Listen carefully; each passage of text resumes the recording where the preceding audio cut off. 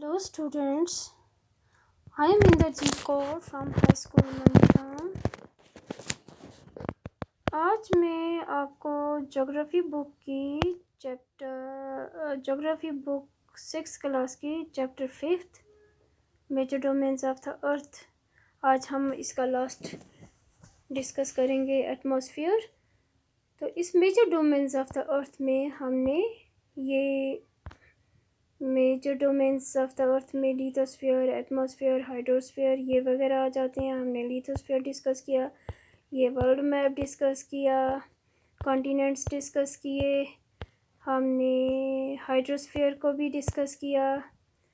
After that हमने oceans भी discuss किए। तो अब आ जाते हैं लिथोस्फीयर, हाइड्रोस्फीयर और एटमॉस्फेयर, और जहाँ पे ये तीनों चीज़ें मिलती हैं तो उन्हें कहते हैं बायोस्फीयर। ये मैं आपको एक बार फिर थोड़ा सा समझा देती हूँ। यहाँ पे देखें, हमने क्या लिथोस्फीयर, फिर atmosphere, hydrosphere. The biosphere is a narrow zone where we find land, water and air together. जहाँ पे बायोस्फीयर कौन सा है? जहाँ पे लैंड भी है, पानी भी है, ज़मीन भी है, पानी भी है और हवा भी है, तो उसे बायोस्फीयर कहते हैं। पहले हमने लिथोस्फीयर डिस्कस किया, वो थी लैंड।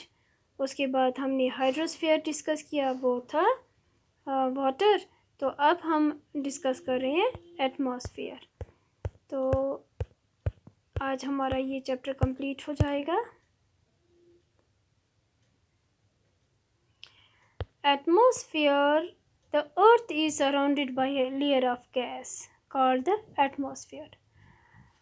हमें ये खुली आंखों से तो नज़र नहीं आता है, मगर जिस तरह से हम एक एनवलप, एक लेटर को कवर करते हैं एनवलप से, या हमारी जो क्विल्ट होती है, रज़ाई जिसमें हम सोते हैं, उसके ऊपर एक कवर होता है, तो इसी तरह से हमारी अर्थ को भी एक लेयर ऑफ गैसेस ने कवर करके रखा है। दिस थिन ब्लैंकेट, या ये जो लेयर है of air, is an integral and important aspect of the planet. ये एक बहुत ही इम्पॉर्टेंट आस्पेक्ट है किसका? प्लैनेट का। It provides us with the air we breathe. तो इस जो ये ब्लैंकेट है, ये हमें इंटीग्रल और इम्पॉर्टेंट आस्पेक्ट जो है प्लैनेट का, ये हमें क्या प्रोवाइड करता है? एयर, जो हम ब्रीथ करते हैं, जो हम सांस लेते हैं। And protects us from the harmful effects of sun's rays. जो सूरज की जो हार्मफुल, जो नुकसानदेह हमारे इफ़ेक्ट्स हैं सूरज के, उनसे हमें प्रोटेक्ट करती है। ये देखें, ये है, ये हमारी ज़मीन है, यहाँ पे दिखाया गया है। ये है, ये फिर इसमें आ जा, ये है ट्रोपोस्फियर, स्ट्रेटोस्फियर और मेसोस्फियर। ये लेयर आ जाती है, ये इसमें हम अभी पढ़ेंगे। Surrounded by a layer of gas called the atmosphere. This thin layer blanket of air is an integral and important aspect of the planet. It provides us with the air we breathe and protects us from the harmful effects of sun's rays. जो नुकसान पहुंचाने वाली सूरज की किरणें हैं, raise of the सन हैं, ये हमें क्या करती हैं? उनसे बचाती हैं। The atmosphere extends up to a height of about 1600 kilometres. जो एटमॉस्फेयर है, ये इसकी हाइट कहाँ है? ये देखो, ये जो दिखाया गया है कलर में थोड़ा, ये 1600 किलोमीटर तक है atmosphere. The atmosphere is divided into 5 layers. तो जो ये एटमॉस्फेयर है, इसको 5 लेयर्स में, 5 कवर जैसे हैं, 5 लेयर्स में डिवाइड किया है based on composition, temperature and other properties.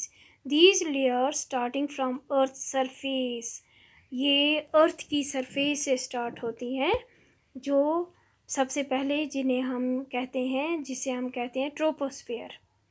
Troposphere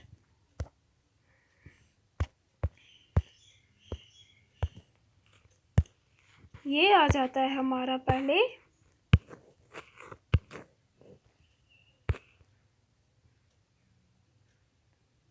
ये जो आ जाता है हमारा पहले ट्रोपोस्फियर हो गया ये वाला पोर्शन। ये तो फिर आ जाता है द स्ट्रेटोस्फियर।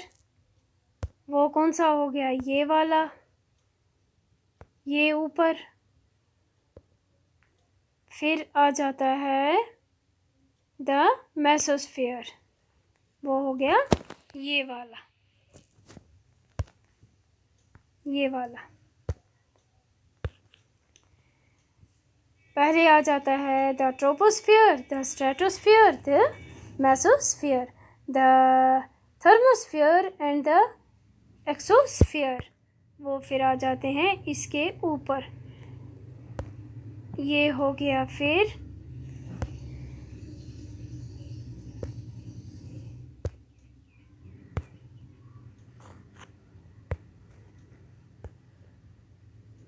ये हो गया फिर मेसोस्फियर के ऊपर आ गया थर्मोस्फियर।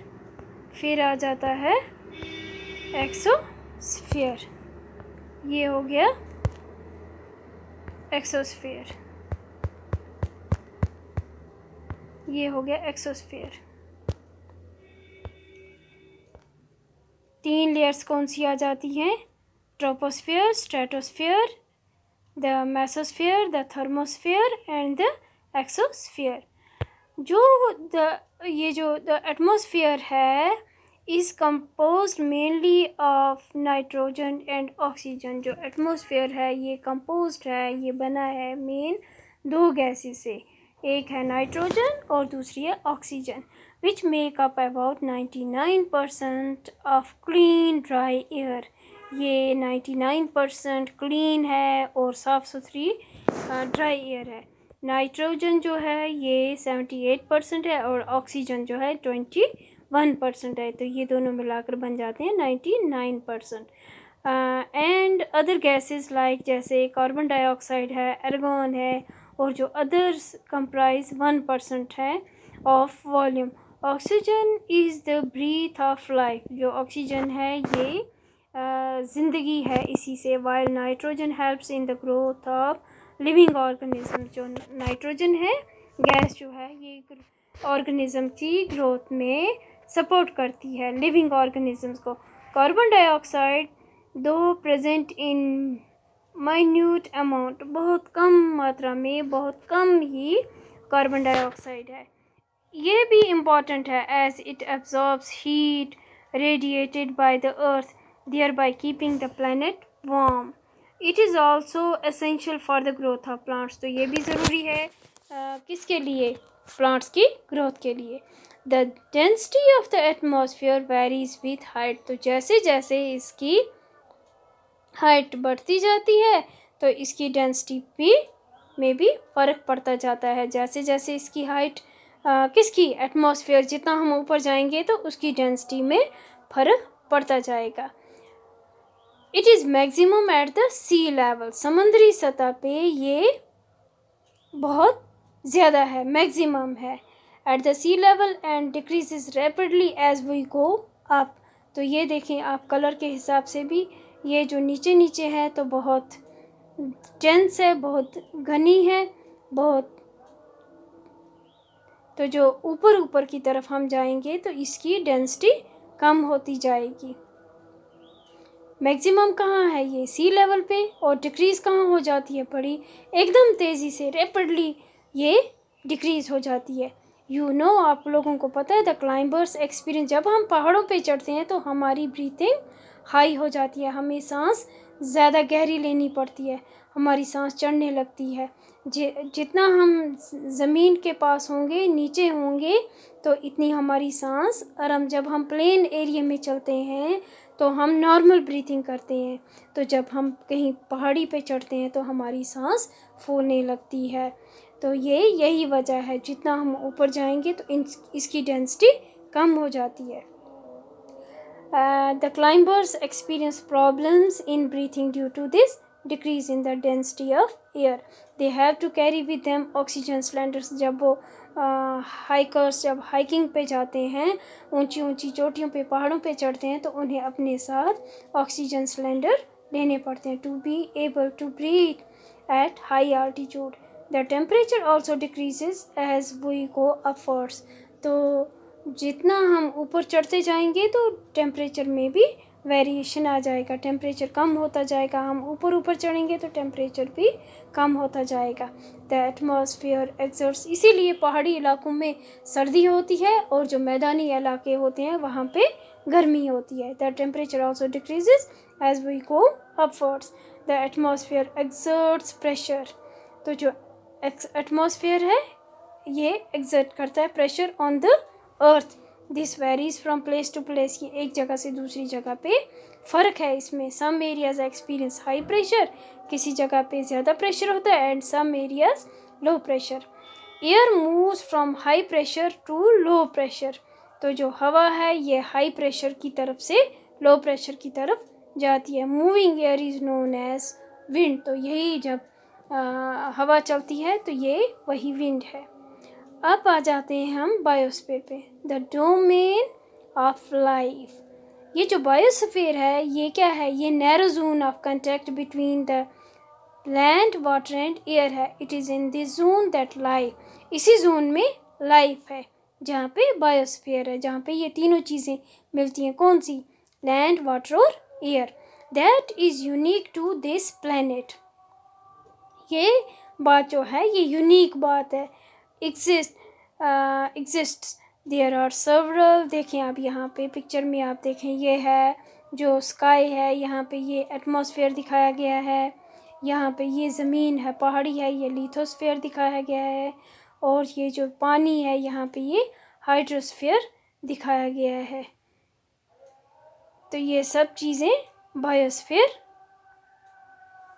में आती हैं। तो there are several species of organisms that vary in size from microbes and bacteria to huge mammals. तो ये देखें यहाँ पे इस पिक्चर में आप बहुत कुछ समझ सकते हो। ये पूरी पिक्चर आप देखो तो इसमें आप अच्छी तरह से बहुत कुछ अंडरस्टैंड कर सकते हो। Size from microbes and bacteria to huge mammals, all the living organisms including humans are linked to each other and to the biosphere for survival. जिंदा रहने के लिए, सर्वाइवल के लिए एक दूसरे के साथ ये कहाँ पे कनेक्टेड हैं? बायोस्फीयर में लिंक्ड हैं। The organisms in the biosphere में broadly be divided into the, कितने में आ जाता है? पहले प्लांट किंगडम आ जाता है एंड द एनिमल किंगडम, दो आ जाते हैं। और the three domains of the earth interact with each other. फिर से सुनिए आप, the organisms in the biosphere में broadly be divided into the, जो ऑर्गेनिजम्स हैं बायोस्फीयर में, जानदार चीज़ें जो हैं बायोस्फीयर में, ये ब्रॉडली डिवाइड की जाती हैं into the planet kingdom, sorry plant kingdom हो गए पेड़ पौधे, और एनिमल किंगडम हो गया जानवर। तो और जो तीन domains of the earth interact with each other and affect each other in some way और द अदर, एक तरीके से या दूसरे वे से ये एक दूसरे को क्या करते हैं? इंटरेक्ट करते हैं। अब एग्जांपल एक ले लो आप, cutting of trees for fulfilling our needs of food. हम पेड़ों को काटते हैं तो वो हमारी लकड़ी की नीड या टिम्बर की नीड पूरी होती है। और क्लियरिंग लैंड फॉर एग्रीकल्चर, या हम ज़मीन साफ़ करते हैं किसके लिए? क्लियरिंग, जंगल साफ़ करते हैं ज़मींदारी के लिए, एग्रीकल्चर के लिए। May lead to fast removal of soil from slopes. तो similarly earth surface may be change due to natural calamities like earthquakes. तो जो अर्थ की सरफेस है ये भी चेंज होती है, नेचुरल क्लेमिटीज़ जैसे भूचाल वगैरह आते हैं। एक एग्जांपल लेते हैं, there could be submergence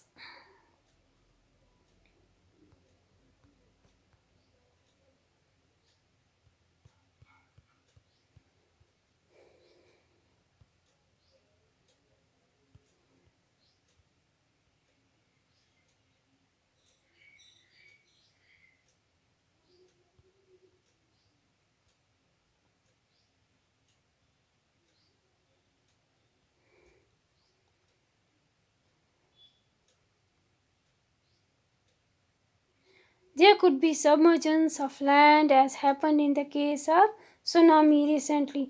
Parts of Andaman and Nicobar Island were submerged underwater. किस में जज़ब हो गए वो, किस में चले गए, पानी में. Discharge of waste material into lakes, जो समुद्रों का, जो लेक्स का डिस्चार्ज है, वेस्ट मटेरियल है, वो दरिया में जाता है. Makes the water unsuitable for human use, इंसानों के लिए वो पानी यूज़फुल नहीं है. It also damage other forms of life. Emission from industries, जो गंदगी वगैरह इंडस्ट्री से निकलती है, थर्मल पावर प्लांट से, व्हीकल से, pollute the air. Carbon dioxide हो जाता है is an important constituent of air, but increase in the amount of CO2, जब ये हवा में बढ़ जाता है, CO2 हो गया carbon dioxide, leads to increase in global temperature. तो इससे ग्लोबल टेम्परेचर भी बढ़ जाता है, जिसे हम ग्लोबल वार्मिंग कहते हैं. This is termed as global warming. There is thus a need to limit the use of resources. तो हमें लिमिट में रिसोर्सेज यूज़ करने चाहिए. कौन से रिसोर्सेज, जो अर्थ पर हैं, of the earth, to maintain the balance of nature between domains of the hydrosphere, the atmosphere and the lithosphere, atmosphere and the hydrosphere. तो इसमें हमें बैलेंस रखना है. तो ये हमारा आज ये लेसन कंप्लीट हो गया. तो आज के लिए इतना ही. Thank you. नेक्स्ट वीडियो में हम इसके क्वेश्चन आंसर करेंगे. ओके.